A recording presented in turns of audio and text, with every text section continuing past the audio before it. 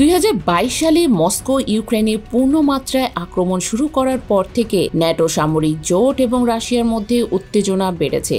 বিশেষ করে রাশিয়ার বেপরোয়া কার্যক্রম এই উত্তেজনার মাত্রা আরও বাড়িয়েছে। সবশেষে শুক্রবার এস্তোনিয়ার আকাশসীমা লঙ্ঘন করায় 3টি রাশিয়ান যুদ্ধবিমানকে আটক করেছে ন্যাটো। তারা তাৎক্ষণিকভাবে ইতালিয়ান F-35 যুদ্ধবিমান পাঠিয়ে রাশিয়ান যুদ্ধবিমানগুলো আটক করেছে। এস্তোনিয়ার পররাষ্ট্র মন্ত্রণালয় এক বিবৃতিতে এই অনুপ্রবেশকে নির্লজ্জ বলে নিন্দা জানিয়েছে।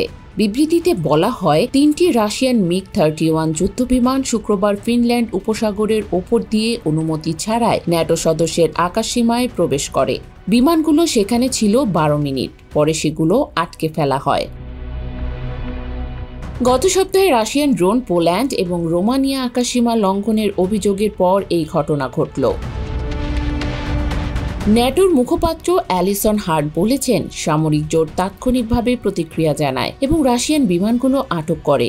রাশিয়ার এই আচরণকে বেপরোয়া মন্তব্য করে তিনি বলেন, ন্যাটোর এই প্রতিক্রিয়া জানানোর ক্ষমতা উদাহরণ হয়ে থাকবে। তবে রাশিয়ান সামরিক বাহিনী এই বিষয়ে কোনো মন্তব্য করেনি। এস্তোনিয়ার পররাষ্ট্রমন্ত্রী মার্গাস শাহকনা বলেছেন, শুক্রবারের অনুপ্রবেশের বিরুদ্ধে প্রতিবাদ জানাতে রাশিয়ার চার্জ দ্য অ্যাফেয়ার্সকে তলব করা হয়েছে।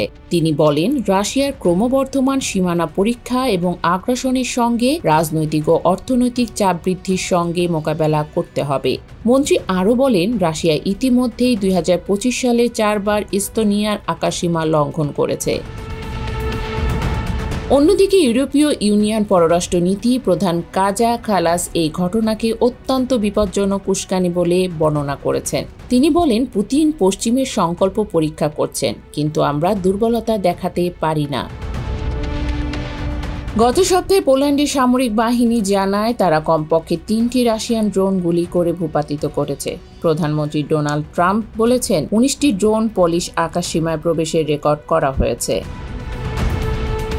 তবে রাশিয়ার ভাষ্য, ঘটনাটি ইচ্ছাকৃত ছিল না। রুশ প্রতিরক্ষা মন্ত্রণালয়ের দাবি, পলিশ মাটিতে স্থাপনাগুলো লক্ষ্যবস্তু করার কোনো পরিকল্পনা ছিল না। এই বয়ানে সায় দিয়ে রুশ মিত্র বেলারুশ জানিয়েছে, নেভিগেশন সিস্টেম জ্যাম হওয়ায় পলিশ আকাশসীমায় ড্রোনগুলোর প্রবেশ ছিল একটি দুর্ঘটনা। এমন অবস্থায় এস্তোনিয়া ন্যাটোর আর্টিকেল 4 এর অধীনে পরামর্শ আহ্বানের কথা বিবেচনা করছে।